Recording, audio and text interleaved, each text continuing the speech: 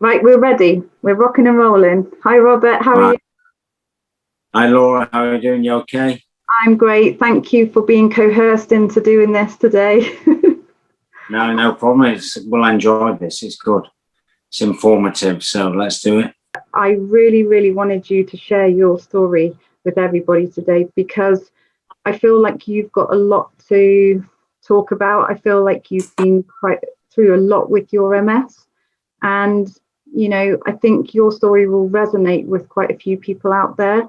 So you were actually diagnosed initially with relapsing remitting MS, but you're now in the secondary progressive stage of MS. That's right, isn't it? Yeah. I mean, when I saw my neurologist, I was 30. I was 30 years old. And I can remember then he saw me and gave me some clonazepam for a really stiff neck. That was my first symptom, was a really stiff neck. I just couldn't work it out at all. And he gave me some drugs for that, clonazepam, which I took, which worked, and it just kind of went away. And I then went about a year and a half, 2 years of a few unexplained symptoms, but not bad ones. I can remember getting pins and needles in my feet, and I tripped over when I was out running, which was weird because I just thought I never trip up. You know, I missed a step. I was kind of thinking, why on earth is this happening? But I would, at the end of this, I would still get a stiff neck.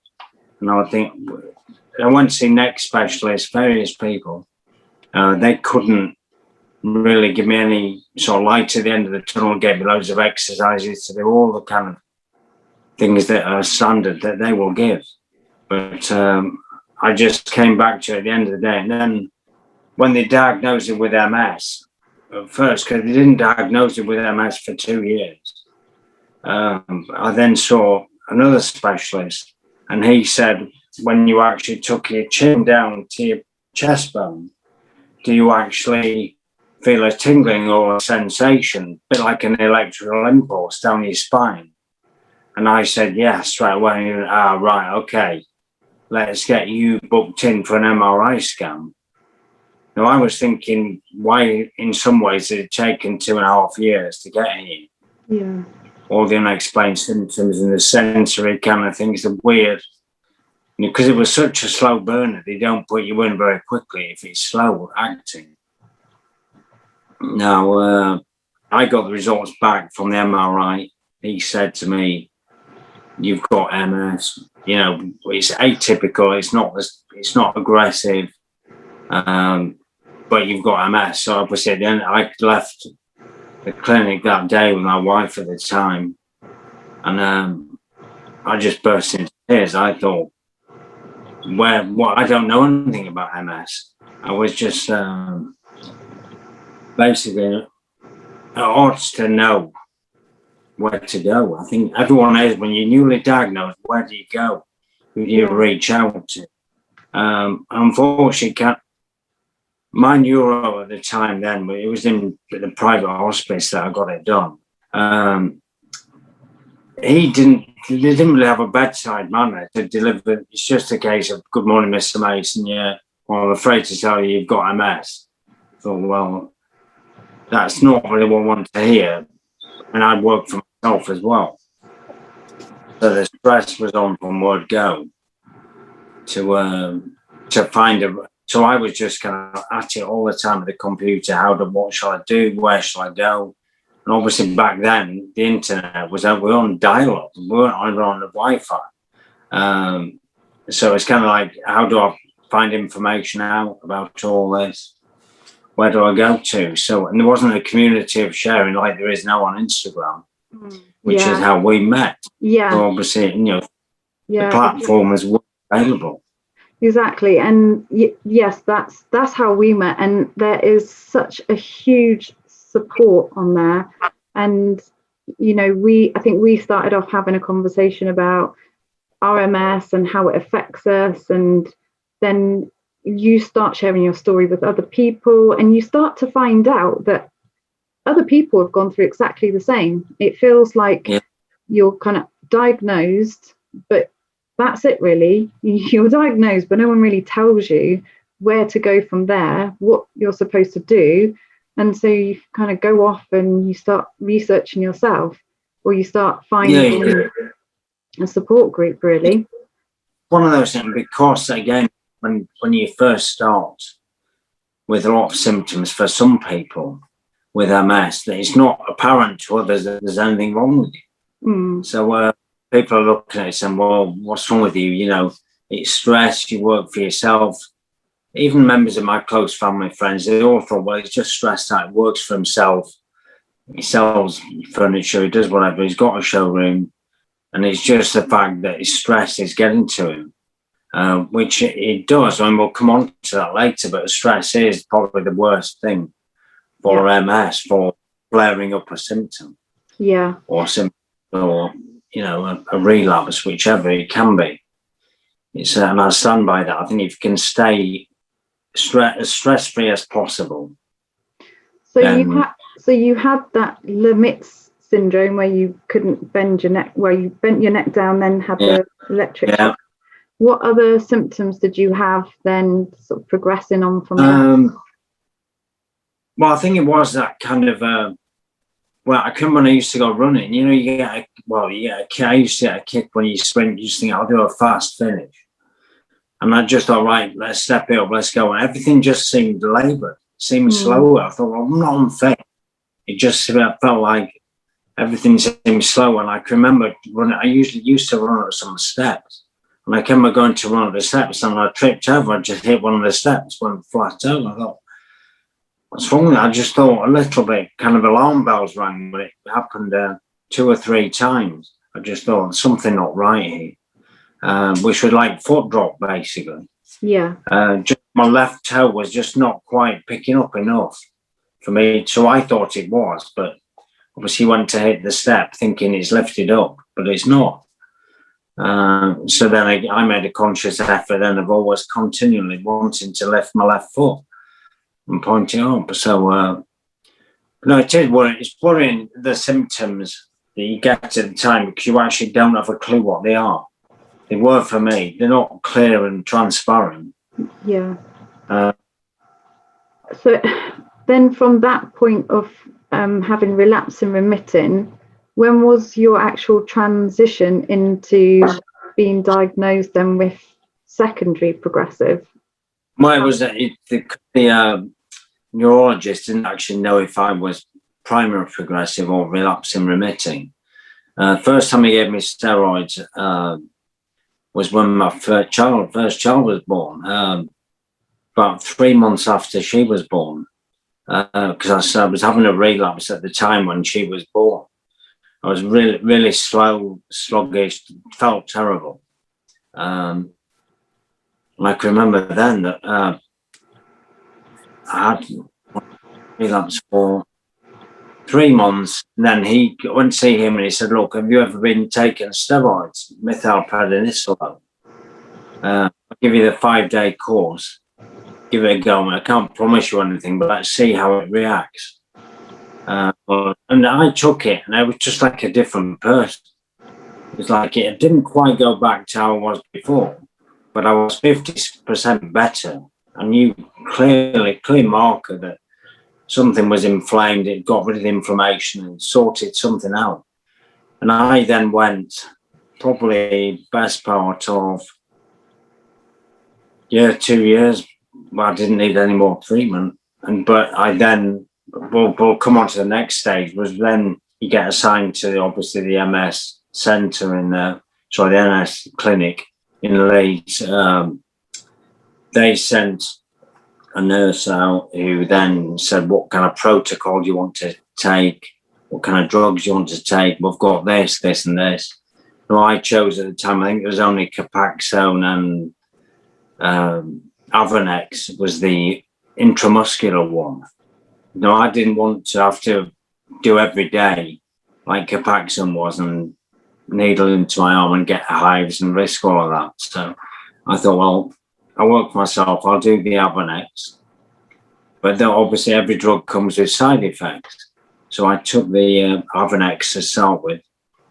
And she said to me at the time, I remember the nurse saying, you know, I can remember reading up on this. And she said, you may suffer some feverish kind of symptoms from this, which I remember the first time I did it, it was horrendous. It was awful. I remember climbing into bed and just started shaking and shivering like I was it was freezing. And I spent like 3 or 4 hours, took paracetamol, all the usual painkillers and all. But I couldn't be doing 3 or 4 hours, and I would feel wretched the next day, hopeless, which if you work for yourself, or for anyone, in fact, that's not good, is it? When you actually wake up thinking, well, I've not slept, I've just shivered all night. Yeah. And I took basically, that was doing an injection once a week. And basically, I would just spend the next day recovering from taking the injection. Was it actually working? Was it doing any? Well, I stopped taking it after, I think, because I went on holiday, took it with me, and I had to do it for one day when I was on holiday. And I can remember then that was just my day wasted next day. Yeah. I got back from. Like it's just no point. It's like counterproductive. Yeah. Really. You're trying to take something to help your MS, but it's making you feel bad the next day. It's like you're wiped out anyway. Yeah. I was only kind of, you could almost, they give you no guarantees. They don't say, well, take this. They give you a chance of what it may give you to stop your relapsing rate by a third. I was thinking, well, that's actually not that much because I'm losing a day every week at the moment. You start looking into lots of things, your diet, your lifestyle, everything else, and it wasn't that bad. Everything was, you start thinking, well, you know, it's not as if I had a bad diet or led a bad lifestyle or whatever. Kept myself reasonably fit. Yes, stress comes to work, but that comes with every job. If you do any job, my neuro said, well, you're not quite back to where you were before. So I think it's probably a really slow burner. And it might just be primary progressive. So it didn't really, so I can't really label you as such. You're either relapsing remitting or primary progressive. So I did an extra 2 years. So back in 2006, I think it was. Oh, not 2006, sorry. 2010, I started on Tysabri. That's when the neuro said to me, well, I think you definitely, you're more primary than you are relapsing remitting, but I think you should take or try Tysabri. And I was kind of at a loss, really. I just thought, well, do you know what have I got to lose? Yeah. And I started doing that. And then I thought, am I just taking this because he's told me to? Am I actually going to stop me? It possibly could have stopped things progressing on. That we'll never know. But I just did that for 6 months and I thought, no, I can't do anymore. So I stopped taking that, went back on to something called LDN. Do you know anything about LDN? Low dose naltrexone. No. Which that I think is good for lots of autoimmune diseases, right through from, I think, from Alzheimer's through to all sorts. Crohn's disease, it helps that. And that's worth getting, but you can't get that prescribed over here. You have to get your doctor to prescribe it, and there's someone else will manufactures it. Yeah. But you can. The low dose naltrexone trust, LDN trust, they're worth contacting. Now I stayed on that for quite a while, but eventually that didn't stop working, still does work. But it's, I think I'd advise anyone with primary progressive relapsing remitting to start LDN if they can. Yeah. It's because it's very low toxicity compared to anything on the NHS. When was it that you started to really notice losing your ability to be able to walk? Well, so to be honest, it's not it's the kind of the awkwardness in the gait that is there now. Yeah. I think as long as you can try and keep the muscular strength. Which is what you do, because I see you so much. You do so much exercise, don't you, to build up your. I don't do that much. I do enough. I should do more. Yeah. But that's the whole thing with MS, isn't it? You can end up overdoing too much. You have like 2 days out. You just think, well, I wasn't working. So I think then, I don't know. It's there isn't a right or wrong way of dealing with MS. It's people say, "Oh, try this, try that." I think I try to eat less gluten, have very little gluten, swapped over my diet, even basic things like swapping white potatoes for sweet potatoes. Yeah. All that kind of. Yeah, because I know you get more food sensitivity. The more you kind of watch your diet, you get used to it, and as you get older as well. For me, anyway, it's you start realizing I miss dairy now, because everyone says miss dairy because it's inflammatory. Yeah. Apart from the odd bit of cheese, I have no dairy. Have you noticed though, since you've cut out gluten and bits of dairy, that has it had any benefit? Have you noticed anything? I think your whole nasal stream, all that is better. It's clearer. Your whole bronchial system is much clearer, which obviously that is an inflammatory thing that's blocking it up to start with. Yeah. So I think that's good. I do notice a difference. I think if I have too much carbohydrate, then I find myself worse. So I tend to have more protein and less carbs. So instead of having a whole potato, I'll have half. And have it maybe in smaller portions, try and move it to 4 smaller meals instead of 3 big ones. That I tend to find helps. More vegetables help. All the basics in terms of what you'd advise anyone to have is eat more veg. I should drink more water. Yeah, definitely water. I do think it's one of those, but because I do get bladder urgency, you don't want to drink more water if you're traveling. So that kind of puts you think, well, actually, I won't drink too much an hour before I go in the car. Yeah. It is things like that. I'm with you on that bladder urgency thing, because I have the same thing. And people say drink more, but you're stuck between a rock and a hard place, because you want to drink more, but then you're trying to think, oh, but if I drink more, I'm going to need the toilet more, because you just need it more, you need it more frequently than maybe other people. So you do want to drink more, but you try and cut down the amount that you try and drink. So it mentally plays games with you, because you think, well, actually, I'll drink more water, but that'll make me go to the toilet. And they say, well, we can prescribe you with the more medication. But they make you more thirsty. So in which case you drink more. Yeah. It's, I know. They don't always work either. I tried them. It didn't work on me. I just thought, well, why is it not stopping? Because it's supposed to switch the receptor off, isn't it, to your bladder? Yeah. So it just fills up as opposed to releasing it. Yeah. So that didn't work for me. I just thought, why do I need the toilet? Yeah. Taking these tablets, and I've been on them for 2 or 3 weeks, and they're not making any difference. So I stopped taking them. I just thought, I mean, I'm sitting here drinking a cup of coffee, but I should drink more decaf coffee, to be honest with you. You've got to have your treats every now and again, though. Well, yeah, 1 or 2 cups at maximum a day. But the thing is, it is a good simulator for MS in terms of not the symptoms, but for actually giving you the energy to get up. I know you can do anhydrous caffeine via a tablet, which is nice when you want a kind of pre-gym, whatever. It's good to do it. So, completely changing the subject, can I ask you about, how MS has changed your relationships through the time from, pre-diagnosis to now? Relationships with your family, relationships with your children.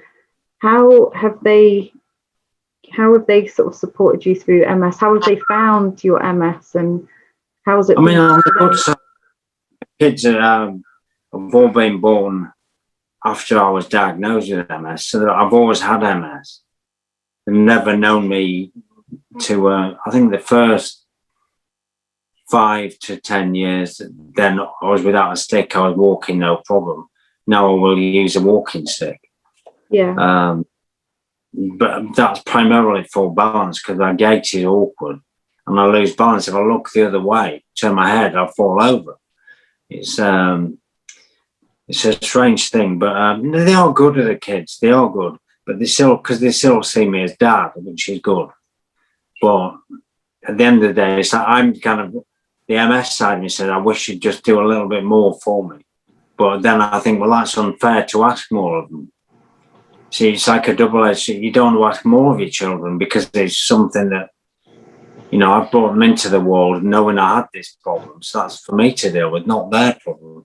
Yeah. So my kids are quite funny, because it's like I'll cook dinner and I'll sit there and I'll chunter in the kitchen like a grumpy old man, doing it on my own again.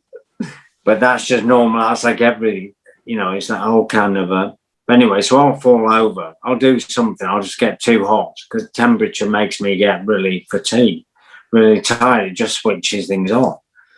So if I get too hot, I'll feel like I'm melting into the floor. And it was only last week that happened. And I was just like on my knees in the kitchen. And then the kids walk in, almost walk around me. They say, well, you're right, Dad. I'm like, yeah. So it's quite nice in terms. It just lets you get on with it. You realise, Yeah.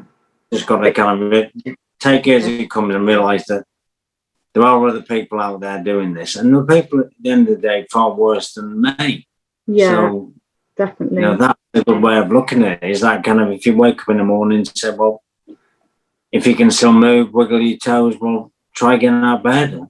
Exactly. If you can get out of bed, then you're doing better than some people are. And what's the what things have become important to you since your diagnosis?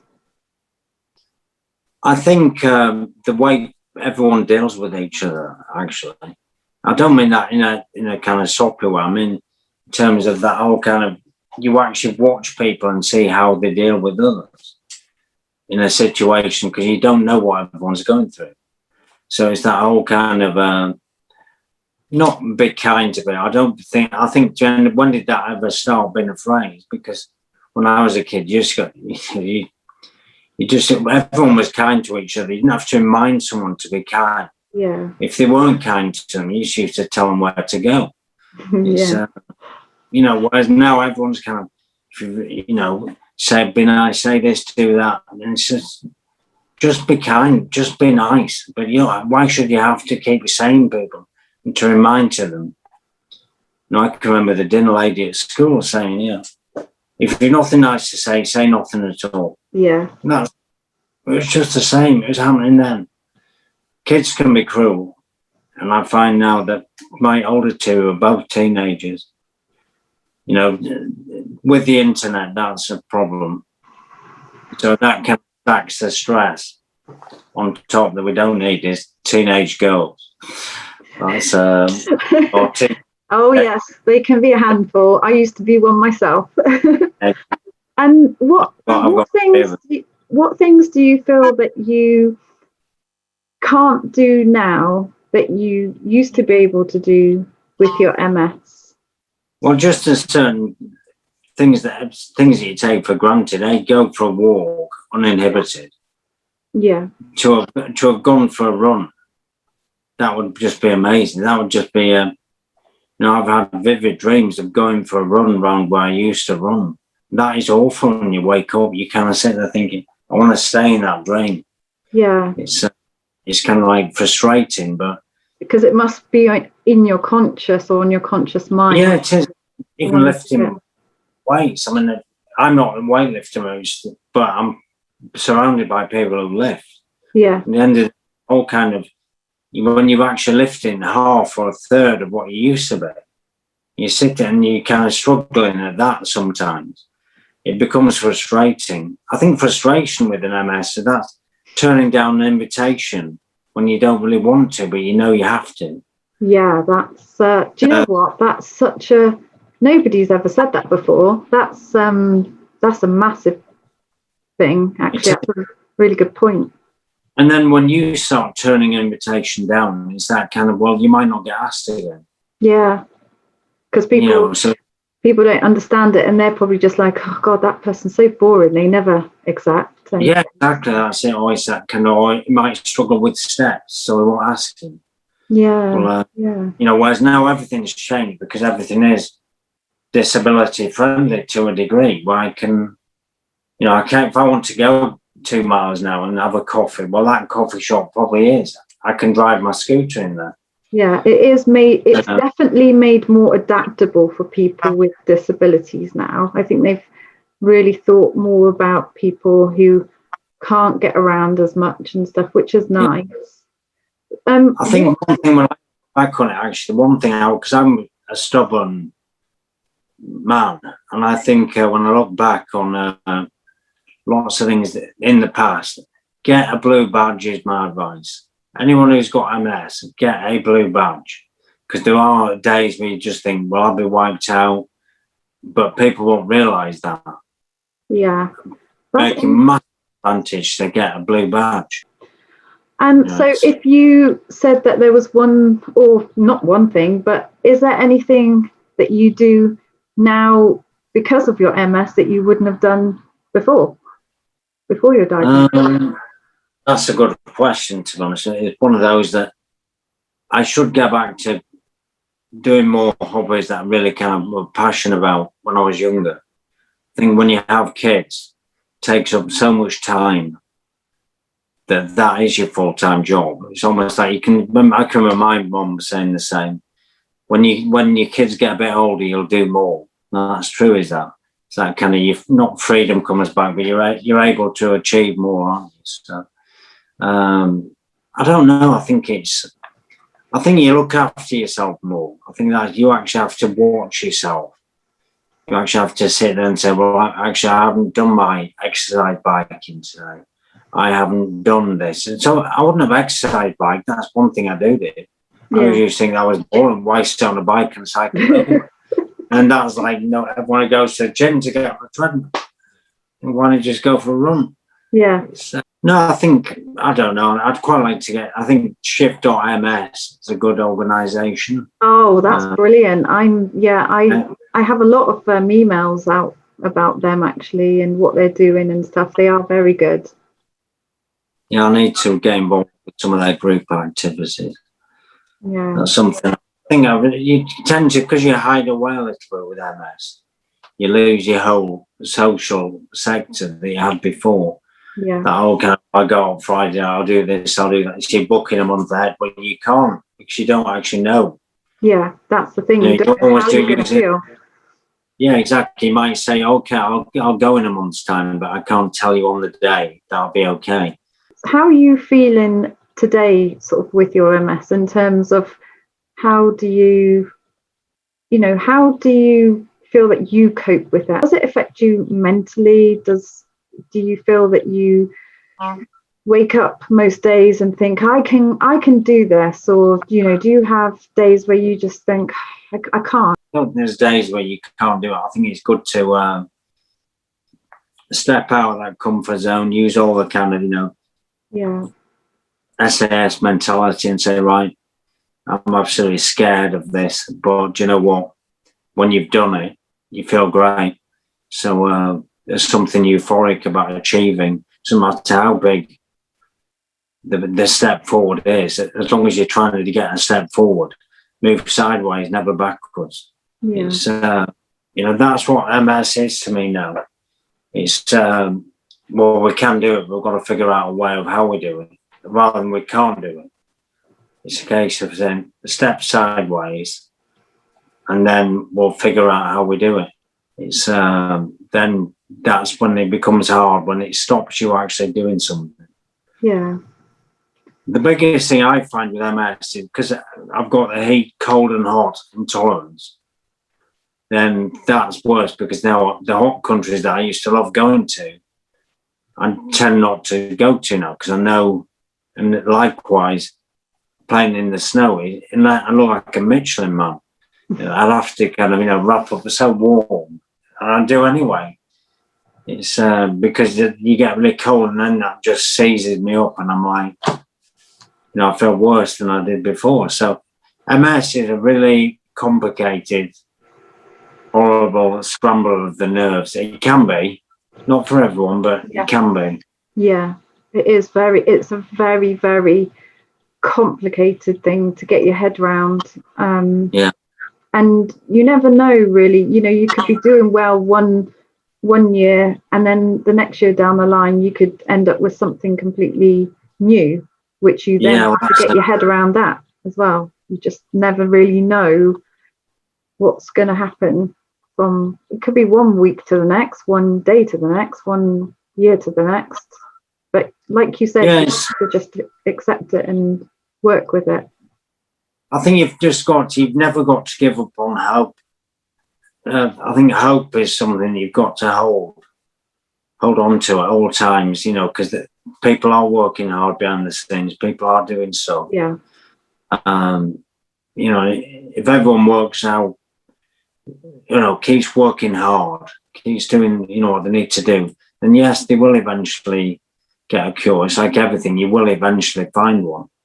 They're getting closer and closer. And the fact is, there's more and more kind of drugs available now for those who are getting diagnosed with MS, which I'm so happy about.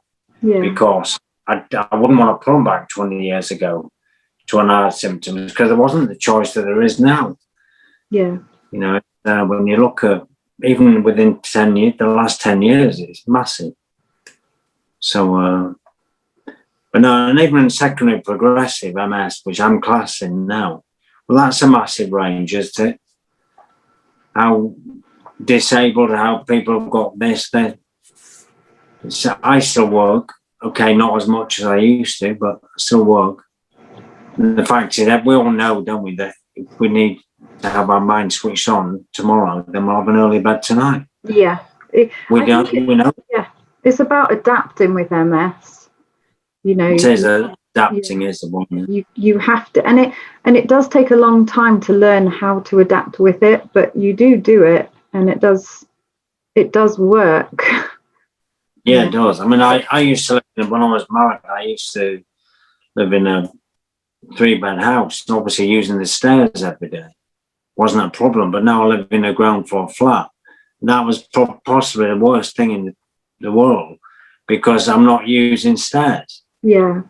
So by making yourself do something, so now I'll go out the front of my flat and I'll use the stairs in the communal hallway just to go up and down the stairs. Yeah. Some people probably think, oh, it's that strange man from flat 1 doing this again, but no, it's things like that, and they know. Seriously, they know who I am. I'm not some weirdo walking the corridors, but. There he is again. Yeah, exactly. Yeah. This time without a mask. Yeah.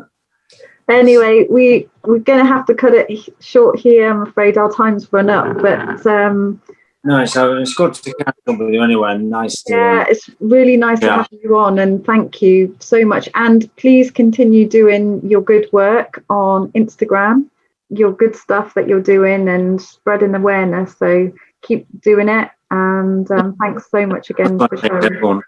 Keep cherry picking on everything. Just get as much advice as you can.